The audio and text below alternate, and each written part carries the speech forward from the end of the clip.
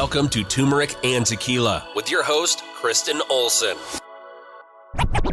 Questioning a better way, one gracefully disruptive conversation at a time.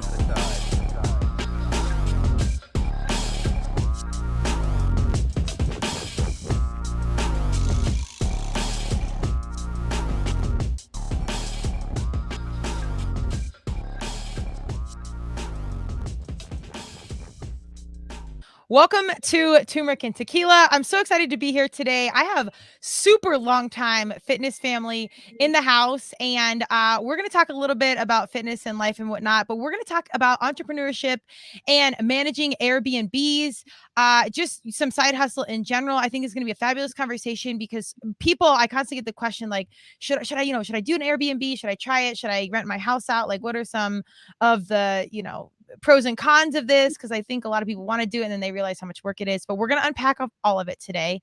But without further ado, I want to welcome Stacy Claycomb to the TNT mic. Stacy, welcome. Thank you. Yes, I'm going to read her bio. Sometimes I do, sometimes I don't. And then we're going to jump in because she has an incredible background. But first and foremost, I got to give a shout out to our sponsors, Lux Neuro, where they are addressing all things brain first. So go check them out for all your mental health and wellness needs. I'm in the midst of doing my neurofeedback right now, and I can't say enough good things about it. And Declan James Watches, we're giving them a shout out. If you're watching on YouTube, I can't get a great angle, but we're out here. Veteran owned. I train with this guy. He's a rock star. He's a Navy SEAL. Portion of proceeds of these beautiful timepieces go back to the Navy SEAL Foundation. So we've got some incredible humans on the TNT team. Please go support their cause. They're doing some great things for us. Stacy, you're the star now. Stacy is a Colorado native who loves spending time outdoors. She works as a pediatric audiologist in a major medical center. Stacy purchased her first home in grad school and rented it to a classmate as a way to save the cost of rent and start building equity. She shares an interest in property ownership and management with her husband, DJ. Together, they own and manage a handful of properties, including long-term and short-term rentals, as well as a new mountain property planned for glamping. And I had the pleasure of staying in this incredible lodge, which we're going to talk about with all three of my dogs, which is awesome. But no more talking from me. Stacy, welcome. Let's jump in. Thank you, Kristen. I'm so glad to be here. This is exciting for me. Yes, this is wild. So we've known each other for 15 years? Does that sound right? I think back to probably 2008, 2009 is for sure where I think that maybe we first met. So it's been a long time.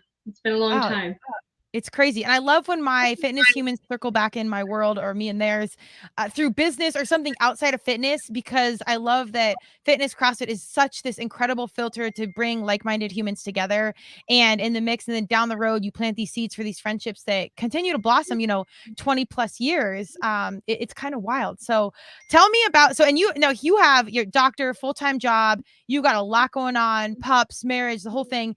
What was kind of this first steps? I know you had a house in grad school, but what were some of these first steps into be like, okay, let's, further our property situation and really get into the Airbnb situation? Yeah, so I think it started, before Airbnb was a thing, or at least before Airbnb was a thing in my world. It wasn't in my view, but my first real thought towards what I wanted to do in the future with home equity and rentals was really the house that I lived in for about 10 years. And I had this idea that, I'm going to buy a property and it's going to be something that's simple, but it's going to have a number of things that I think are going to be really important for me, for the time that I spend living there and potentially for the future of the house. So in my idea, my first property had a no-brainer mortgage. It was something that I wanted to be simple. And it was never going to be stressful for me to meet that payment. And then I wanted it to be something that was really ripe for future rentals. And so I wanted it to have some kind of an outdoor space. So I had dogs. I love dogs. I think people really, like that as an extra piece in the property. I wanted it to have a washer and dryer on board, which seems silly, but I wasn't really sure if it was going to be, a condo or a house, but I wanted that amenity that was going to be offered, and I wanted it to be close to my work, so something that was going to be close to campus. So super easy and simple in a lot of ways. And I thought, well, in the future, my hope is this area is really going to develop. And so I bought it in kind of a depressed area of town. But I bought there at a low price, and I just I sat on it, and I turned some aspects of the property into kind of these little shiny little gems. And I just waited, and I kind of sat in it for about 10 years until I met my now husband. And when we repurchased the now house that we live in, I turned that into a long-term rental property. And over those first 10 years, that I lived there, it definitely really grew in equity. When by the time I left, I think it was about 3 times the value of what I purchased it for. And the surrounding area had really grown. And so there was a huge market for it as a rental. So that was kind of the first step. And that gave us some money to play. Mm-hmm. My husband too, he had his own property that he came to the relationship with. His was a condo. So that's a long-term rental as well. But, having those pieces on the side that we can kind of dip into as a bank almost, if you will, for whatever it is that we have for our other project interests. And I would say that by far he has the most drive and the most interest in leading this. And sometimes I come begrudgingly along, but I think I know, but with all of our properties, it's served really some personal need of ours. So for example, the lodge, I've always loved the mountains. I've always wanted to have mountain property. I grew up with mountain property, and in my adult life, that's not something that I had. And so, my husband just took a look, and he was just, said, why don't we go see this place? Let's go take a look and see what it might be for us. And it just kind of turned from there. It's absolutely stunning. And I have 3 dogs, so that's already a massive ask just for Airbnbs in general. Like there's only so many you can go to. And then I always want something secluded, and they say it's secluded, but they're usually on the property or they're close, and that is not something I love. But your place is truly secluded. There's space, and it's the amenities for the dogs, I can't say this enough, are so clutch. Like there's a dog door, and then there's a fenced off space. So, if you don't want them running free all the time, which I do let my dog, I love that. And just, if it's early in the morning, it's 5 a.m. to go out, I don't want to be them running loose. So the amenities were so awesome, let alone the house is actually stunning and beautiful, and it can accommodate a ton. And you guys have all the extras from hot tub to pool table to cable to everything, every box is checked. So of course I'm biased as your friend, but genuinely as unbiased as I can be, it's hands down the best place I've stayed with dogs, period. There's absolutely no competition. I do want to take a step back because getting into this game, I think you need to know more than you think you need to know. What were some of the first steps you did to be all right, we want to, buy, or maybe your first house, what did you do to get some intel about even buying a house? Because I got my real estate license out of college because I wanted to take my lacrosse money out of lacrosse at the time and put that into property. And then I went to my first auction. I started, and I'm like, I don't know enough to be here. I kind of got out of it, or did get out of it. What were some of your first steps to just learning the game before you dove in? I would say that I'm not sure I still know the game. I think that I know people who know the game. And I think that that's really important to have those relationships with people.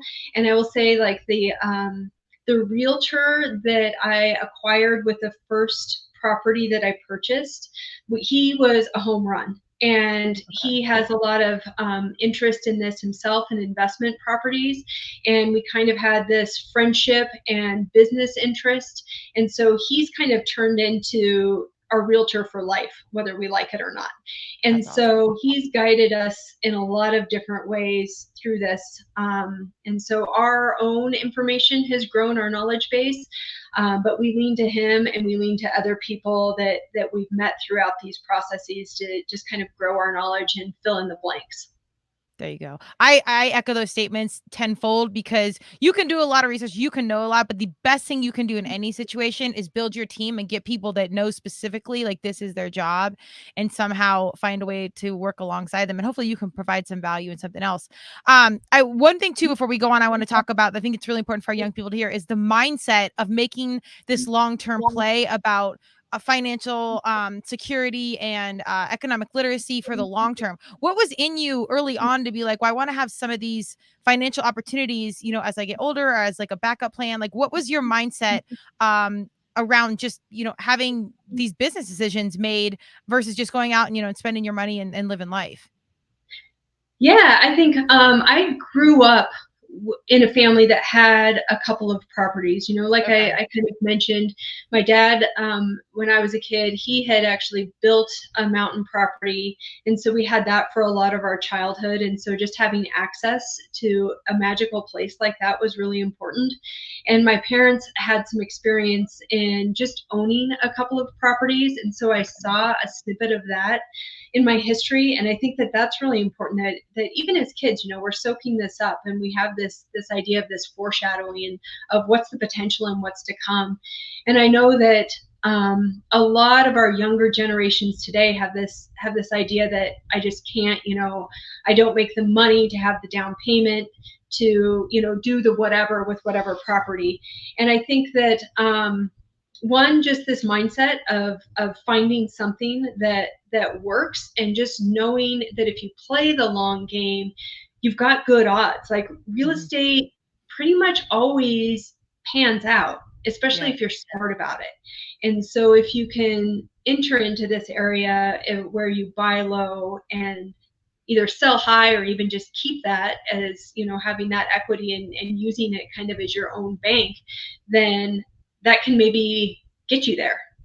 Absolutely. Well, this idea of generational wealth, I always tell people, I'm like, anything you can do, like buy where you live. Even, and right now it's pretty hard to buy a house, even if you have money. And I mean, the market's pretty crazy. I mean, there's programs out there, there's support. I just saw this thing on 9 News where they're helping single women, single mothers, you know, afford a down payment for a house. Like, so there's stuff out there. But man, generational wealth, I really think begins off of you owning your house. And then that just kind of transpires down to generations, and it can change the game for the generations after you. Like, it's wild how some of these financial decisions, when you're really intentional as a younger person, can pay off, you know, pay dividends down the road. 100%. I think that that's always been clear for me in my family, and that's always been a potential, right? You know, that stage was set early on. But I know that that's not the case for every person, for every family.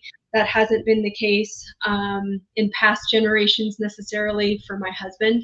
And so that's been something that's been incredibly important for him, and making sure that that's, you know, the change that he looks for, and with our lives, and things that we can acquire in ways that we can invest, for sure. 100%. Absolutely. And I want to get into like the Airbnb stuff, but I love that you're kind of acquiring this like very unique tribe and people you work with. When I stayed at your house, the handyman, I guess, the guy came over, super, like, just awesome human, incredible story. I was like, where does Stacy find these people? Like, this guy had, you know, walked across America with his dog, and we had like an hour conversation on like spirit and energy. And, you know, I'm into all the woo. So it was just like a magical thing. But I think you guys are not only like facilitating a great economic decision and building a financial you know, base, but you're attracting really great people, and then you're providing this really cool thing for people to come into like your home and experience something really awesome. Like, I feel like you're doing a good deed for people in general, if that makes sense. Yeah, thanks. I appreciate that. I think we do try and foster really good relationships with the team that helps us, because, you know, with Airbnb, you know, we manage all of our properties ourselves, which means we hire the groups that come in. So the guy that you met, Phil, he's amazing, property manager Phil. He does everything, he always says, from the ground up, right? And we met him in the town at Cripple Creek, and it just felt that way about him, that he was looking for work, and there was just nothing that we asked him to do that he would say no to. And he was so accessible to us, and just like so straightforward, that He was taking care of us, and so we do our best to take care of him. Yeah. Same thing happens with our cleaning crew. So we have one primary person who manages there at the lodge that you stayed at, and I think it's all about these relationships. Yeah. I work really hard on the relationships with the people who clean our properties, because it's like they're taking care of us, they're the representation of us to others. So I think that's important, and it's not just necessarily hiring somebody that's just a business. Right. I work really hard to hire a person and have that relationship where I want what's best for them, and they in turn want what's best for us. And so far, it's worked out pretty well. That's amazing. And that is such a like pro tip for leadership. I feel like in general, the old school golden rule, treat people how you want to be treated. It's real, but people forget, even if you've got like your money right and you're making these financial moves, these are days and hours out of your life. So you want to be spending it with people that you want to be spending it with, like that they're rooting for you and you're rooting for them. And, when it's this kind of like grudgy type thing, or it's just transactional, it's just not as fun. And that's like going to a hotel. It feels kind of sterile and disconnected. And when you go to certain Airbnbs, you can tell it's like a home, and they put, intentional energy around stuff. And I do owe you a shot glass, by the way. I don't know if I told you this. They had a single shot glass. It's a funny story. Well, we're turmeric and tequila, so you can know why I love the shot glass. I was making a drink, and then the next day it was sitting by the counter, the lone shot glass, the glass one, and it chipped and cracked. And I have no idea how. I don't know if I told you this. But I was just, I don't know if I saved it, but it was the most wild thing, because Phil and I had that conversation the next day. Like, it was just sitting there chipped. I'm like, is spirit and energy? Like, I don't know what's going on, but this is, unless I dropped it in the sink. I don't know. Those are like old school, simple shot glasses, and they're pretty hard to break. And I didn't remember dropping it. But yeah, isn't that wild? That's wild. Yeah, no, Phil, he's an amazing human. I think part of that Airbnb experience is kind of what you got, right? You got to meet some of our crew who works on our property and tries to make sure that everything's right for our guests. And you were not the first person that has been just like so charmed by him. He has been invited to dinner. He's been given gifts by different families who've been staying in our place. And so as much as he does for us, I know he also gives to our guests, and I know he gets from our guests. He's got some really nice shared experiences with different people that he's encountered that have stayed there. So that feels good. That feels really good.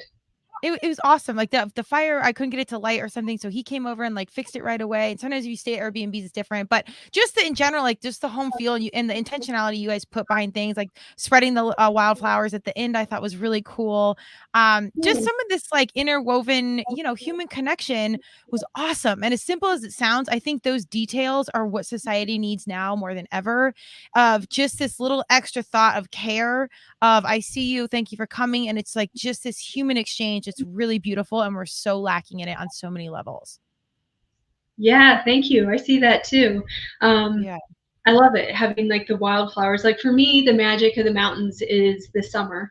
And that's just my own experience. I can go there in the winter and I can love it too. And I can see, just like snow, the blankets of snow as far as the eye can see. And it's just so quiet and crystal clear. And that's got its own touch to it. But for me, it's like the summers and the wildflowers.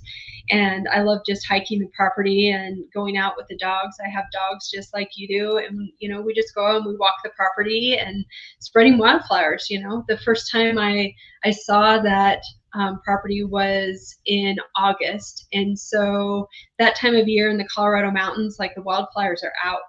And so that was probably most of the charm to it. There's the hands down, like this is beautiful. And so as much as I can add to that for other people's experience, I'm there for it. So yes, wildflower seeds that people can sprinkle as they travel the property, or if they want to take it home as a memento. In my mind, it's a great little touch. Absolutely. I love it. Yeah, you're literally planting the seeds for the future generations of flowers and humanity. So if people are out there thinking, because we hear a lot about Airbnb, and that business has grown and changed with taxes and legalities, like it's just changed over the years. What are like some pros and cons about getting into it, and what would be like some first steps you'd suggest for people to like get into the game, like the newbies? I think right now thought of as pretty hard to get into the game in a lot of places just because of Okay. the costs that are associated with housing. So I'm gonna put kind of a crazy pro tip out there for some people that might be out of the box, and think about creative financing. Think about things that you haven't necessarily known about for your whole life, and things like owner financing. Like, that's something that's really different, but for some properties that might be owned by a family or a trust, and they don't necessarily need all of that money right away, and they're just looking to get out of a property, I think there's opportunities to be had there. So Okay. that's what we did with one of our properties. So just, don't feel like you're locked into the mainstream pathways of doing it. Can you And I explain think, that a little bit more? Just so like people sure, understand like what that is.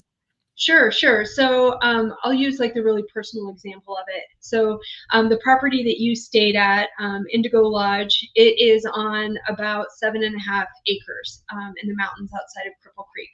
When we purchased that property, the woman who owned it, she owned the cabin property, but she also split that land. She owned an adjacent property that at the time of our purchase, she split into two. So she maintained just some open space or undeveloped property, and then we had the 7.5 acres or so of the primary land.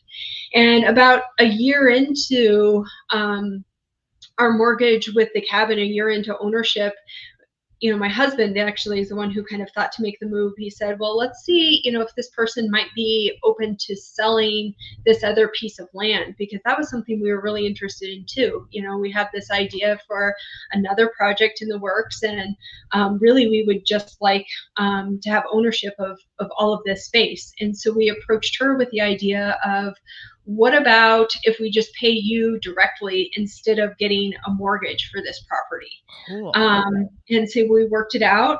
We used the same realtors as we had in our initial negotiations. Her answer was yes. And so now we pay her directly every month. And that's the way that we've acquired that piece of land. That's like a gangster move. That's like inside mafia. Like, never mind the bank. Like, we're just gonna bring briefcase of cash to your door. Yeah, it sounds kind of scary, right? It sounds kind of scary. You're like, well, does there have to be like a trust in this relationship? And I think maybe initially, I think that's really helpful. But I think there are other people and other properties that are out there that, like I said, particularly if they're owned by trusts and they've been in the families generationally, and it's not something that they necessarily need for the money, that they just are trying to get rid of. Like, approach them with an idea like that, and Awesome. probably you have to have somebody who's in your court who's got some knowledge of that, but it's done pretty commonly. So That's think about amazing. things that are outside of the box and not just traditional financing. And also, save on interest. Once you can stay out of the system and again do your own deals, that's a creative strategy all day long. Like, I love that. And you're furthering relationships. Like, that's someone you see once a month or you connect with once a month. And if it's positive, Yep. that's another human in your life that it's like a potentially like a friend and a connect that wouldn't have come along without something like this. So I think that's amazing advice. Yeah. So I think that's my number one piece of advice in getting into this is just don't be swayed by some of what you hear in the media and some of these interest rates. Like, they're definitely scary. Yeah, it's really hard to turn a profit if you've got a mortgage with some of those interest rates. And so if you can find a property that's outside of the norm, or find a financing deal that's again outside of the norm, maybe that's something that can work for you. That's amazing. Okay. Well, so then once you guys got up and running and in it, what were some of like the things that you're like, oh man, we never thought of this, or like, I wish I would have known about X? Oh man. Things that I never thought I would never do. There's like so many things, right? Yeah. I think that we really had to develop along the way how involved both of us wanted to be. And we had to kind of divide and conquer a little bit. And so, a lot of the logistics is managed by my husband. And so even though we self-manage the properties, and we have Airbnb, that calendar links to Verbo, so VRBO that we utilize. And so both of those kind of go in tandem, and there's not necessarily a bunch that we have to do, but there are the guest interactions, and we kind of trade off and on depending on what those interactions might be, who's going to be the best person who's equipped to handle it. And then I think the maintenance, like figure out a plan for how you're going to handle the maintenance if this is something that you're doing yourself. And so in our case, that's primarily my husband's domain. He's the person who is generally who's in touch with Phil or somebody else that needs to be, you know, in the property that you experienced. I'm the person who's always in touch with the cleaners and making sure that things are working for them and things are working for us. And I'm working like the supplies and making sure all of that happens. I think for us, the cabin that you stayed at, the Indigo Lodge, that was our second Airbnb property. And pretty early into it, we realized we're not sure if we would have been able to do that if we didn't have our first experience with our first property. Because it's like knowing the area that you're in, and whether that has to do with like the town and the way that, you know, time works in that community. So for us, we're up in the mountains in Cripple Creek, which is a lesser known mountain town, and it's hard to access. Wi-Fi is never great. Shipping and delivery is never in a timely fashion. And so we had to realize that everything kind of slows down in that regard.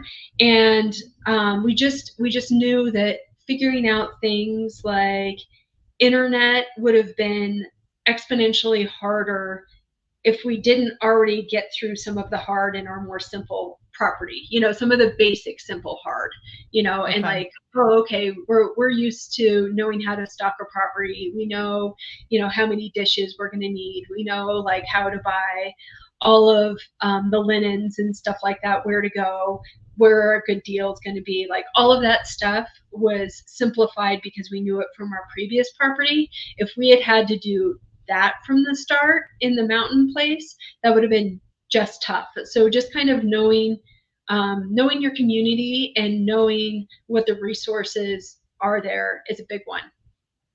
Boom. I think that those are incredible tips. Yeah. I mean, entrepreneurship in general, I think you can chat GPT, how do you buy an Airbnb or whatever? Like you can do all these things, but I think so much of it's like playing sports. You just got to go out there and try and fail and learn because, you know, there's just stuff you're not going to be prepared for. You just got to kind of be ready and then be mobile.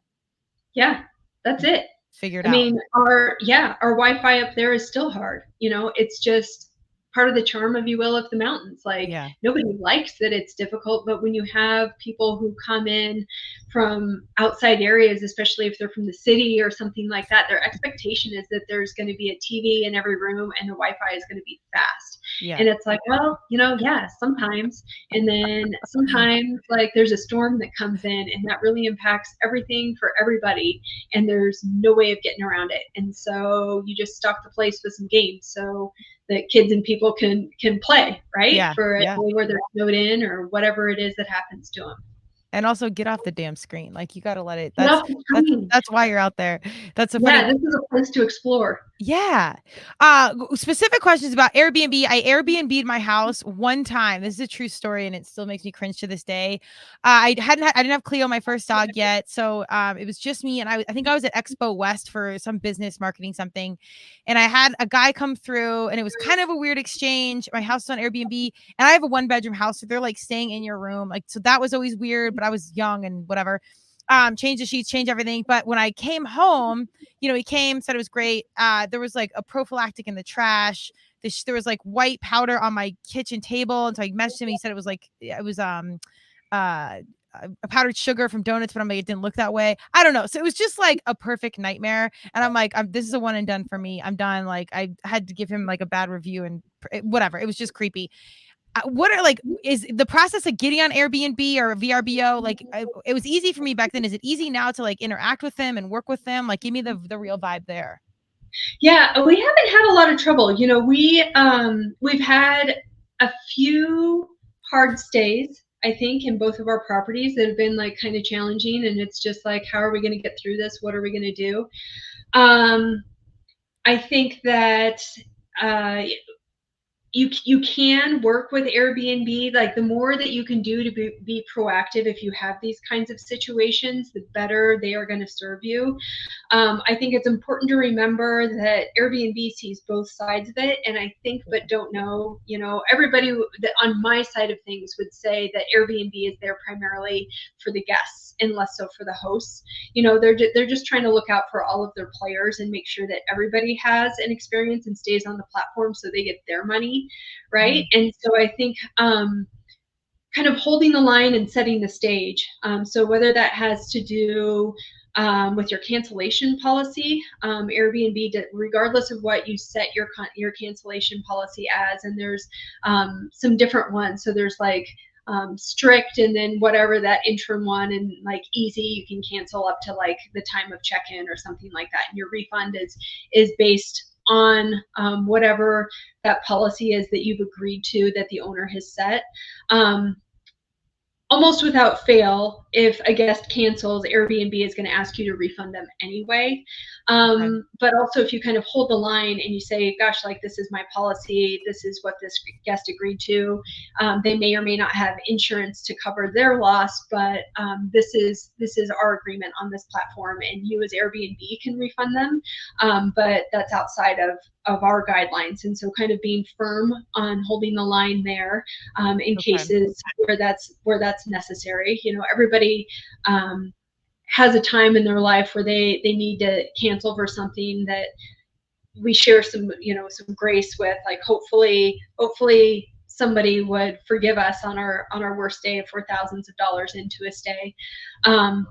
But just knowing where you're at with Airbnb, and if you have a guest that is setting the stage to be really bad, give Airbnb the heads up. You can always contact their customer service, either by phone or by chat, and just say, I think that this guest is maybe gonna write a retaliatory review. I think this guest is maybe going to have a party, and that's outside of our guidelines. I think this guest is maybe doing damage to our property. All of those things, if you have that documented with Airbnb on the front end, then it's more likely that they're going to support you on the back end and give you the payment that you need to cover your losses. That's great info. I also think that the culture around, these rental situations has changed. I think people really are more respectful, like the idea of knowing that it's someone's home, and like this human approach is it's just so much. I feel like people are just much more aware than when I did this 10 years ago, where it was just more transactional. Now people prefer Airbnbs for that home feel, and they know, like, they talk to the host, like it's this, like, it's a living, breathing person. It's not this disconnected thing like a hotel. So I feel like guests have, you could tell me if I'm wrong, but it feels like guests have gotten better about respecting things, or maybe I just feel that way because I'm like, oh, this is somebody's like home or place or business, like it's a big deal. Do you feel that or no?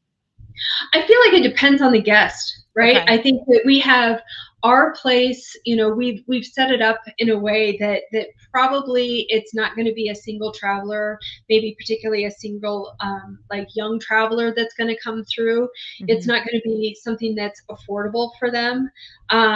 Which, that, like, the flip side of that is that hopefully the person who's coming in is going to understand the value of your property and the experience of it.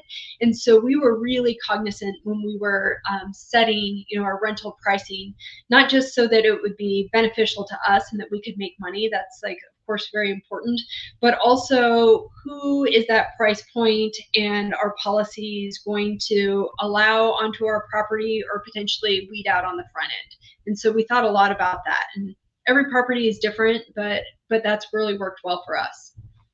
That's all. I think that makes a lot of sense. And, just getting what it is, and people use Airbnb as a VRBO, like, all the time. I mean, I feel like it's just become so much more common nowadays, especially with like COVID and everything else. Did you guys have these properties during COVID?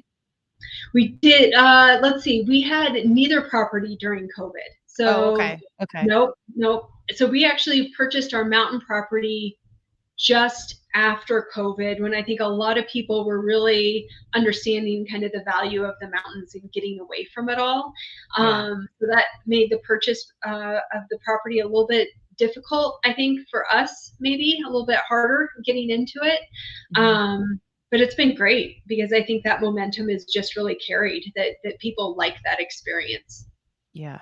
Well, the mental health conversation about getting away, getting back into nature. I think this is another like societal shift that we started to see. We were talking about this before we got on the mic of just, things that have happened, hashtag me too, and George Floyd, and then like mental health. Like some of this, is now a more common conversation. And so much about the mental health piece is disconnecting, getting into nature, like truly getting away and being like, I kind of like that the Wi-Fi isn't good. I hope it's never good because it really does make you shut down and shut off. I remember when I was there, the Nuggets were in the playoffs, so I was like catching pieces of it. And then I was just like, we're just gonna let this go because I need to be outside, and the dogs are like chomping at the bit to go, run wild the entire time.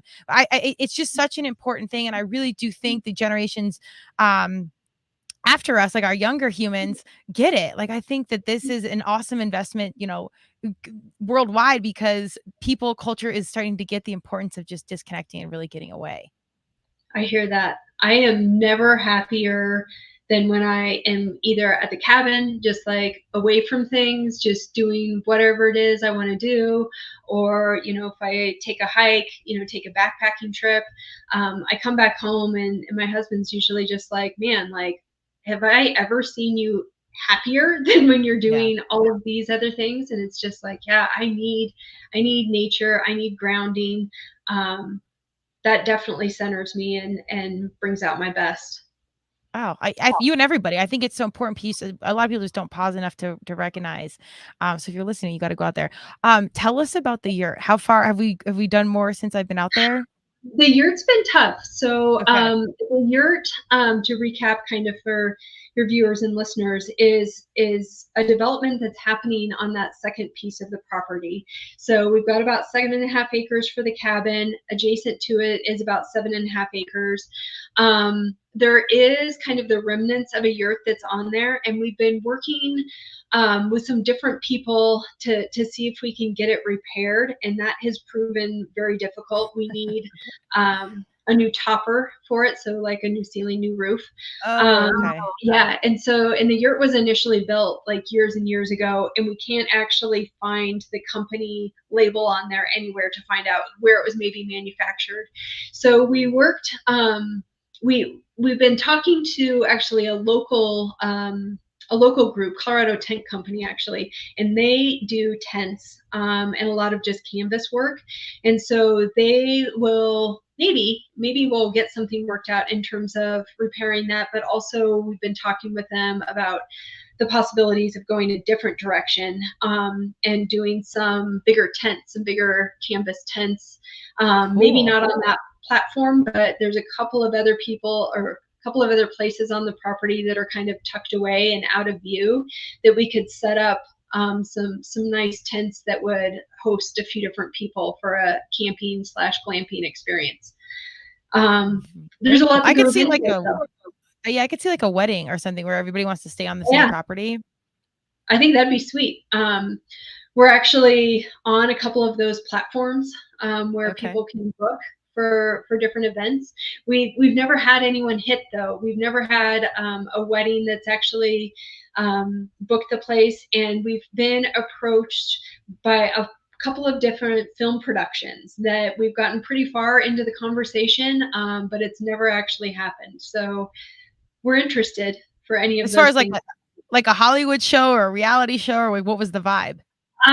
Both. Let's see. One of them was kind of a I guess satirical movie production. I think I can't remember the name of the crew, but we looked into some of the things, and one of their requirements is that they were wanting to be able to dig a grave on the property. Yeah, right. And we're like thinking to ourselves like what do you mean? Like, Yeah. dig a grave? Like, no, dude, no. Spirit's already breaking shot glasses. I wouldn't mess with the large order, man. Yeah. Yeah, so that was one. And then we got a bite from a commercial group. They were looking at some commercial work for a vehicle that they had that they wanted to be able to showcase on a property like that. And so again, I think the timing for both of these just didn't work out to be quite right in terms of when they needed to do filming, and when our property was available. Okay. That's wild. Well, it's cool how like some of these like different opportunities you never would have even suspected can come off this opportunity. So I feel like, I don't know, if you're open-minded, open-hearted, like good things will come in even when you're not looking, or opportunity out of nowhere. I do want to be mindful of your time, but I want you to specifically talk about why it's so important I mean, you're a doctor, you've got a full-time job, you've got a lot going on. Why is it important to you guys to have some of this side hustle and side business, which I mean, I know you run it like a main business, but why was it so important for you guys to make sure something else was going on in addition to your full-time jobs? I think it was like shared interest. Okay. He has his field of work that he does. I have my field of work that I do, and there's not a lot of crossover. And for him, real estate and development and properties, all of these things have always been an interest of his. Sometimes they've been a hobby. Sometimes they've been the entirety of his work. But always, always, always, he's been looking to further himself through real estate. And it was something that I brought in more loosely to the relationship. I don't have the same kind of big vision as he does, or at least I didn't. And I still think that I tag along behind him most of the time. But this is something that we've been able to do together, oddly enough.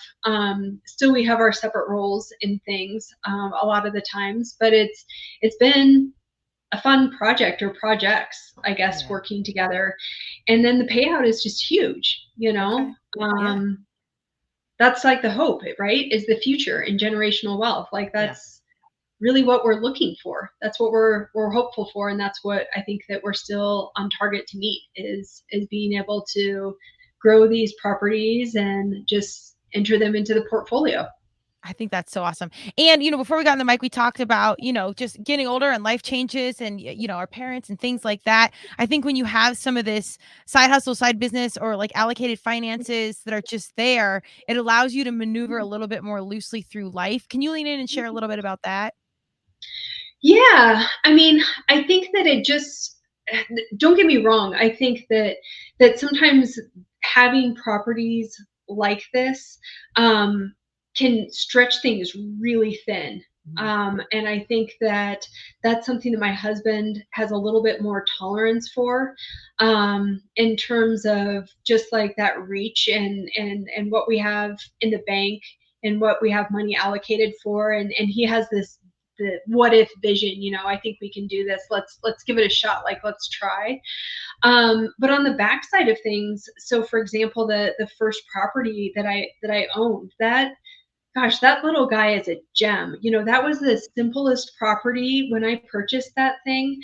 I think the people that were around me, they saw that property and they thought, like, why are you doing this? Like, why? You don't have to live here. You could live someplace else. You could afford more. You could afford, better, different. And it just felt like it was the right thing to do. Like, I didn't need more. I didn't need different. And I just felt like it was going to be something that was going to have this future payoff for me. And so that was just really important from the jump. I think I can do this, and I can live comfortably here now. And it's for sure it's turned a corner, and it's in an area that's pretty desirable now. That's so awesome. We've never had this conversation in 15, 20 years, but would you consider yourself more religious or spiritual or intuitive? Like, what's your vibe there?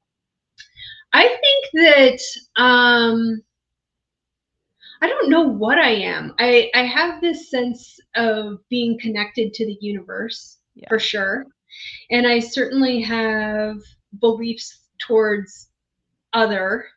But I don't know that I would necessarily consider myself to be religious per se. And I suppose I'm spiritual. Like, I suppose that I am, but I think about it, in ways that I interface with people and nature, but not necessarily a specific spiritual entity. But I feel certain that there's all of these other connections that are happening in this world and otherwise. There you go. I love it. Yeah, I'm so with you. And I just think, some of the best non-business business advice I would give and have gotten, I think, time and time again, just by not listening to my gut, but it's like when you go into something, if it just feels right, like your first place, or it feels like enough, or like just your intuition, however you package that, religious, spiritual, whatever, God, universe, Madonna, as I say on this podcast, whatever you believe in, it's, if you feel that, don't discount that intel. Like whatever it is, I think it's so huge when something just feels right, or there's just something there. I think that is like some of the best business play you can make, and vice versa. If something just doesn't feel right, personal, professional, whatever, like lean into that. Like these can guide you down really big decisions, and like the intel is like within. Definitely. It's huge. It's huge. I And can hear that. it's not measurable. It's not like a thing. And yet I really think it's like just really grounding advice of like, how'd you feel when you bought that, or what you did it at? And like everything around you is telling you no, but within you're like, no, this is good. And look at it. Like you were right the whole time. Yeah. Gold star. Yeah. How lucky am I? There you go. All right. Well, what about, okay, any like finer words of advice or things you'd want people to know, things you wish you knew, anything like that around this Airbnb business? I think I wish I knew I could do it sooner. I think I Hey, was I think I was a skeptic and I was afraid of the unknown. And just don't be afraid to just like toe into it. Find the resources you need. There's a ton of information that's out there on YouTube. There's other groups that we found that we've been able to get information, advice, whether it's financial or, towards management. Like, just like look around, and then don't be afraid, don't be afraid to toe into it, because the opportunity is there. Plenty, I think that there's a lot of talk about markets being saturated, and there's ways that you need to, I guess, play the game, but don't be afraid to step out of that mainstream. I think that's what's worked well with our properties, is they haven't necessarily been in, this most exciting part of town necessarily, and that's where all these rules and restrictions are coming in with Airbnb and other rental stuff. And we've found ourselves outside of that always, and I think that that's really played a big element in our success. that's phenomenal. I think that's great. And I absolutely love that there's this business decision you're doing, for generational wealth, what have you. And yet it was this really positive thing for your relationship. So I love all these like added bonuses that came through like a financial decision. Cause I think a lot of people think about money and business and it's like, ooh, like the fear and the like the commitment and all this. But like, they're like broaden your perspective. Like there could be other added benefits to this in addition to generational wealth. Like there's but like, please make no mistake. There's plenty of like there. Well, that's entrepreneurship. Nothing. I mean, if it wasn't worthwhile, it wouldn't. It would be easy. Like it wouldn't. That's not real life. I mean, CrossFit's hard, but then you get fit. So like that's part of life. Like be uncomfortable. Yeah, there is plenty of hard with this. There's plenty of hard, but just being able to ride that out. Just the belief that you've got the tools, the resources, the knowledge that you can ride it out when it's a little bit thin, and maybe it even hurts a little bit. Yeah. This is why we train. This is why you do hard things. That's also life. Like, pack a helmet. Last question I ask everybody: what is success to you? Success, I think, is comfort and happiness. I think my husband would answer this really differently. I like to have predictability in my life, and that to me brings me comfort. And I like to have latitude in my decision making. Part of my primary job that we didn't talk about at all, that allows me to just like think and explore different ideas. And the same I think holds true with this work, with the Airbnb kind of like stuff, is just kind of that freeness of mind and comfort brings me happiness. That and the outdoors. Boom, there you go, nature. Just because you're a boss, can you just share a little bit about what you do? Because audiology, like just lean in. I want you to brag a little bit here for a second. So I'm a pediatric audiologist. So you've seen me in my work. Your family has seen me in my work in different domains. But my primary job is working with families who have infants and children who have what we would term hearing differences, or what a lot of people think about as hearing loss. And what are some ways that we can set the stage for them to achieve success in their own lives? Like, what do we know about their hearing? What do we know about things that are important for them to be able to acquire language and then move forward in this life, so they can be all that they can be is little people who become bigger people, and productive members of society. So that's kind of my main gig, is that I work with these infants and families. Usually starts out oftentimes when they're a couple of weeks old, when I start some of these relationships, and then oftentimes I follow them through. And so I've been working at my in my same practice, in my same job, in the same hospital for 16, almost 17 years now. And so crazy enough, I have kids and families that I've known this long, right? And so I definitely have kids that I've known since they were quite small in college, and I have people that I've known since they're babies who are in high school. And so it's pretty amazing to have these relationships where I get to see them just learn and grow, and share that with families. That's wild. And to see them grow. And I mean, I'm sure these families look at you like a god, because I hear you show up with your new baby, you're asking questions you don't know, and you come in and provide answers and options. And we were talking about advocacy. Like sometimes in the medical space, it's really hard to advocate for yourself or your family when you don't know. When they have practitioners like you, I mean, that changes your world. So I can only imagine the way they love you. I mean, I hope they love me, and I hope they don't think of me like a god. I hope they think of me as a person like who can teach and share, right? And who can impart knowledge, and who can. So I see a primary part of my job actually as an advocate, right? And so I always introduce this from the time that the babies are weeks old, is, I am this one particular expert in this one particular area of your child's life. And while we might be thinking of hearing a lot right now, hearing is not the whole of who your baby is. You are the expert in your baby, and a primary part of my job is to educate you and for you to be kind of the major decision makers. You guys should be the advocates for your child, and what works for you as a family is what will help your child be successful. And so I teach families to be advocates, and then while these families are learning, I'm also teaching these little infants who turn into kids to be their own personal advocates, and it just like grows from there, right? And we become this team.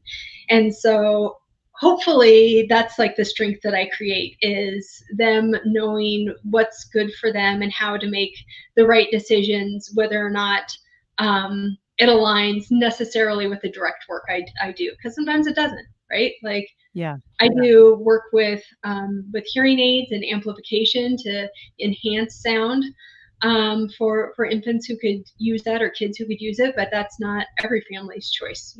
Some families choose otherwise, and that's what makes them successful too.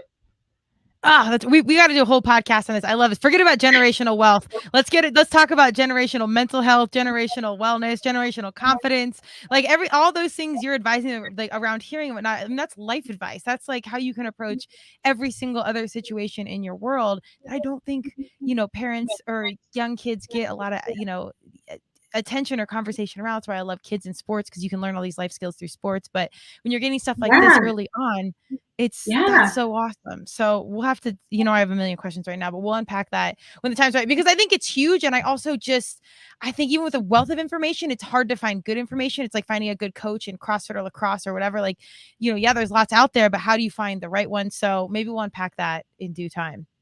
Let's do that. All right. Well, in the meantime, let's get back to the lodge really quick, because Indigo Lodge, it's awesome. I hope I was a good guest, except for breaking your shot glass that I didn't even know that I did.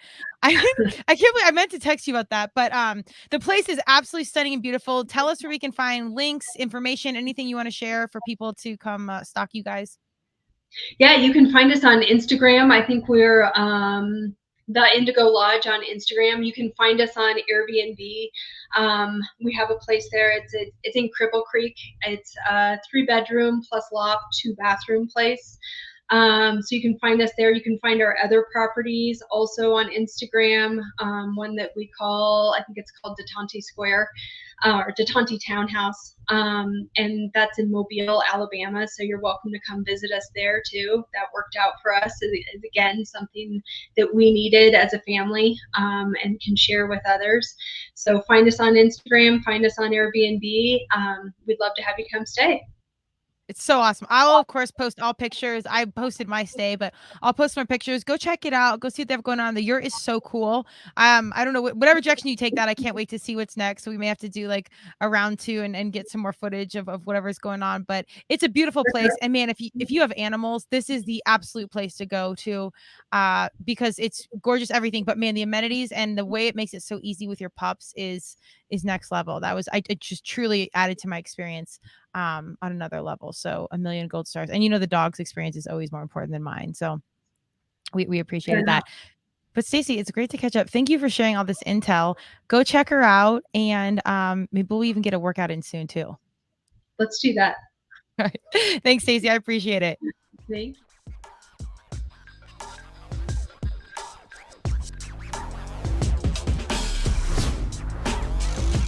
Thank you for joining Turmeric and Tequila with your host, Kristen Olson. Tune in next time, and don't forget to subscribe on Apple, Google Podcasts, Spotify, or wherever you listen.